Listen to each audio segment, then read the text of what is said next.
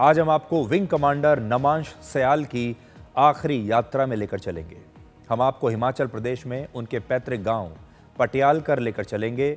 उनके माता पिता, उनकी पत्नी और उनकी छोटी बेटी से मिलवाएंगे। छोटी सी बच्ची है। हमारे यहाँ कहा जाता है कि किसी शहीद के घर जाना 4 धाम की यात्रा से भी ज्यादा पुण्य का काम है।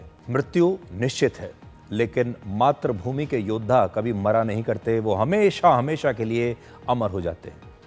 और विंग कमांडर नमांश सयाल एक ऐसे ही योद्धा थे जो अपनी आखिरी सांसों तक, आखिरी पलों तक आसमान में भारत का परचम बुलंद करते रहे और अपनी आखिरी सांस तक उन्होंने तेजस का साथ नहीं छोड़ा।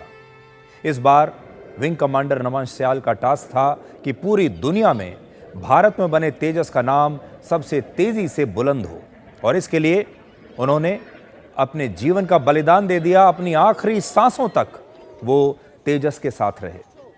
उनकी उम्र सिर्फ 34 वर्ष है। 34 वर्ष के विंग कमांडर नमांश का तेजस फाइटर जेट 21 नवंबर को दुबई एयर शो के दौरान एक दर्दनाक हादसे में क्रैश हो गया था, और ये उनके जीवन की आखिरी उड़ान थी। और यहीं से उनके अमर होने की यात्रा की शुरुआत हुई।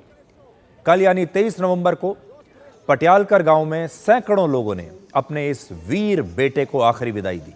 और इस गांव की जिन गलियों में एक जमाने में विंग कमांडर नमांश सयाल का बचपन बीता, उन्हीं रास्तों से, उन्हीं गलियों से होकर तिरंगे में लिपटा उनका पार्थिव शरीर जा रहा था। इस अंतिम संस्कार की सबसे भावुक तस्वीर वो है जब विंग कमांडर सयाल का तिरंगे में लिपटा हुआ पार्थिव शरीर उनके घर पहुंचा।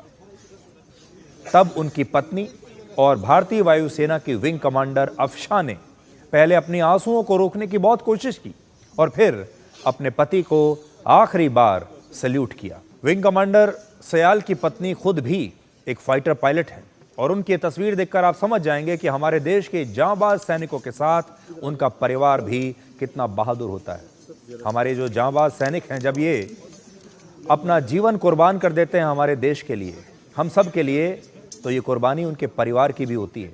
और ये सलामी सिर्फ एक पत्नी की नहीं है, बल्कि एक ऐसी महिला और वायु सैनिक की भी सलामी है जो खुद भी देश की सुरक्षा में तैनात है, और अपने जीवन के सबसे मुश्किल समय में वो अपने साथ साथ अपनी 6 साल की बेटी को भी संभाल रही है। वो एक पत्नी है, एक सैनिक हैं और एक माँ भी है।